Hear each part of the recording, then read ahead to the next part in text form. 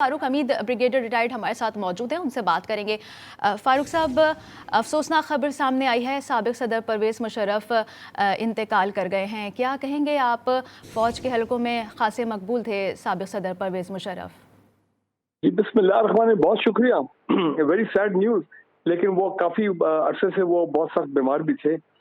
देखिए बात ये मैं ये समझता हूँ कि इनका जो बेशक मिलिट्री रूलर थे और एक मिलिट्री टेक ओवर के जरिए से आए थे, जो कि गैर आईनी तरीका था, हम सब उस चीज़ को तस्लीम करते हैं। लेकिन इसमें कोई शक नहीं है कि उनके जो 8-9 साल थे वो वाकई पाकिस्तान के लिए एक बड़ा अच्छा दौर था। लोग खुशहाल थे, इकोनॉमी टर्न अराउंड कर रहे थे, इन्होंने की अपना पॉलिसीज इनकी अच्छी सस्टेनेबल पॉलिसीज, पाकिस्तान तरक्की कर रहा था। हमारा जो बैरूनी कर्जा था वो बहुत थोड़ा था। जब ये गए थे 2008 में, इनकी गवर्नमेंट जब खत्म हुई 2007 के एंड में, तो कितना था? ये 38 अरब डॉलर का सिर्फ कर्जा था, ये 34 अरब डॉलर का। उसके बाद ये जितनी हुकूमतें आई हैं 140 अरब डॉलर तक ये सब हमको लेगी बैरूनी कर्जा, और आपने मुल्क की हालत आज देख ली है। अच्छा दौर था इनका, लोग खुशहाल थे, लोग खुश थे, और ये बहादुर आदमी थे, बहादुर लीडर, बहादुर प्रेसिडेंट, बहादुर आर्मी चीफ। ऑब्वियसली बेसिकली इनके एसएसजी की बैकग्राउंड थी और इंडियंस के साथ आंखों में आंखें डाल के बात करते थे। इंडियंस की जरूरत नहीं होती थी इनके दौर में कि उन्होंने कोई पाकिस्तान के साथ मस्ती की होती, बल्कि इन्होंने वो इनिशिएटिव लिया कारगिल वाला कि अंदर जाके इन्होंने वो पहाड़ों पे वो चौकियां पे कब्जा किया। इनके दौर में हुआ था, जो कि फिर नवाज शरीफ में जाके वहां पे लंदन वाशिंगटन में 4 जुलाई 99 को मैं मौजूद था फिजिकली वहां पे, जबकि उन्होंने नवाज शरीफ पॉलिटिकल सरेंडर किया अमेरिकन के आगे। दो इनको चीज़ों के लिए मैं हमेशा उनकी फैसलों को कंडेम करता हूँ। एक ये कि इन्होंने एनआरओ दिया उन लोगों को जिन्होंने पाकिस्तान को लूटा, दबा के लूटा। इंटरनेशनल प्रेशर ने आके इन्होंने वो एनआरओ दिया, और वो लोग आज भी कायम है, दंदना रहे हैं, और कोई उनको रिग्रेट नहीं है, बल्कि उनको सेकंड एनआरओ भी उन्हीं लोगों को दोबारा खुद उन्होंने अपने आप को दे दिया।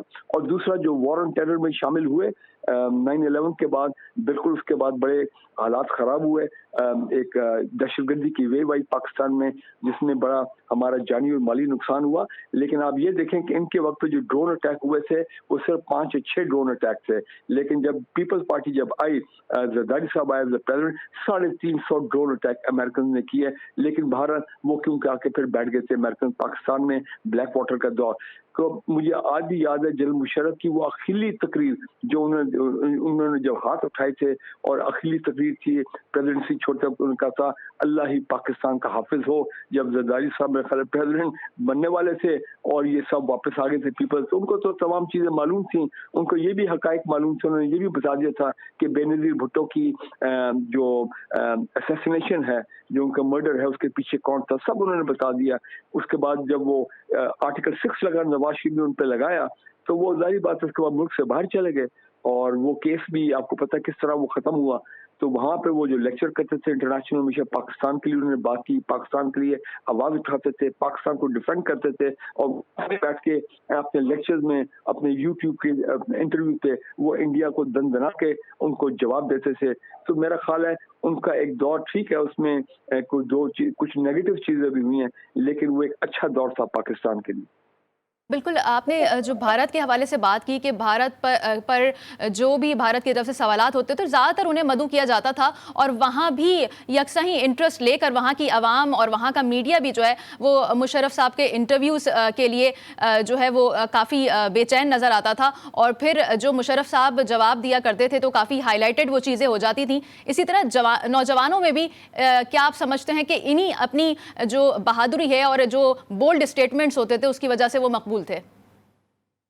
बल्कि आप ये देखें कि यूथ में वो इस तरह मकबूल हुए कि इन्होंने आके पाकिस्तान में इलेक्ट्रॉनिक मीडिया की बुनियाद रखी, और इनके दौर में 40-50 चैनल जो है वो वजूद में आए।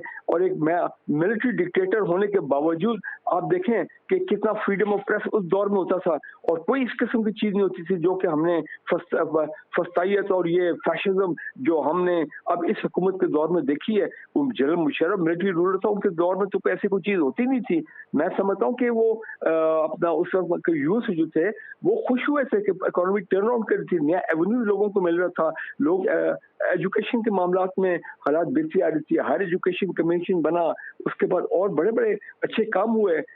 लेकिन वो इनके जाने के बाद नैब मैं समझता हूँ बहुत बड़ी कामयाबी थी, जो कामयाब अदारा था उसने अरबों रुपए रिकवर किया, अपने दौर में लोगों को पकड़ा जो लोन डिफॉल्टर थे, जो कर्जे खा गए थे, बड़े बड़े लोग जो है। लेकिन फिर वही लोग इनके जाने के बाद इक़्तिदार में आए, उन्होंने नैब को बिल्कुल मल्टीप्लाई बाय जीरो कर दिया, अपने केसेस खत्म करा दिए, दूसरा एनआरओ ले दिया। आज पाकिस्तान की जो बर्बादी है वो आप देख रहे हैं, आप सबके सामने है कि IMF आके बैठा हुआ है और आपको बिल्कुल एक एक चीज डिक्टेट कर रहा है कि ये करना है, ये करना है, ये करना है, ये नहीं करना। तो IMF ने तो सिर्फ पाकिस्तान को टेक ओवर कर लिया। सवाल ही पैदा नहीं होता था कि जनरल मुशर्रफ के दौर में कोई इस किस्म की गड़बड़ कर ले। तो मैं समझता हूँ कि बड़ा गोल्डन पीरियड था। और इससे पहले प्रेसिडेंट अयूब खान का 10 साल का दौर, वो भी मैंने पूरा देखा। क्या दौर था जिसमें पाकिस्तान को इंडस्ट्रियलाइज किया गया, Pakistan it was a decade of development. उसके बाद तो सारे चोर डाकू ने बर्बाद कर दिया इस मुल्क को। आप देख नहीं रहे हो क्या रहा है इस मुल्क के अंदर। बिल्कुल, बिल्कुल आप फरमा रहे हैं। फ़ारूक साहब, अब आप क्या समझते हैं कि उनके जस्से खाकी को जब पाकिस्तान लाया जाएगा तो किस प्रोटोकॉल के वो हकदार हैं और क्या उन्हें मिलना चाहिए? फुल मिलिट्री ऑनर्स के साथ उनको उनका फ्यूनरल होना चाहिए। जो फौज के जो कस्टम हैं, जो रियासत के कस्टम है, मैं जानता हूँ कि इस वक्त PMLN की गवर्नमेंट है। हम जानते हैं कि अपना नवाज शरीफ की क्या वो दिल में अभी भी वो अपना दुश्मनी है, जो भी के जनरल मुशर्रफ के लिए आर्टिकल 6 तो उन्होंने लगाया था। लेकिन बात यह है कि is an ex army chief, और इनको एज एक्स आर्मी चीफ इन्होंने पाकिस्तान के लिए बहुत अच्छा काम किया था। इनको प्रॉपर स्टे वो मिलना चाहिए, मिलिट्री फ्यूनरल। मैं स्टेट फ्यूनरल की बात नहीं करता हूँ, लेकिन इनको प्रॉपर मिलिट्री ऑनर्स के साथ इनको हमें इनके जस्ते खाकी को दफनाना चाहिए। Full military honour, proper military honour के साथ इनके जस्ते खाकी को दफनाना चाहिए, ये आपका कहना है। फारूक हमीद साहब, दिफाई तज्जियाकार हमारे साथ मौजूद थे, आपने हमें वक्त दिया, आपका बहुत शुक्रिया।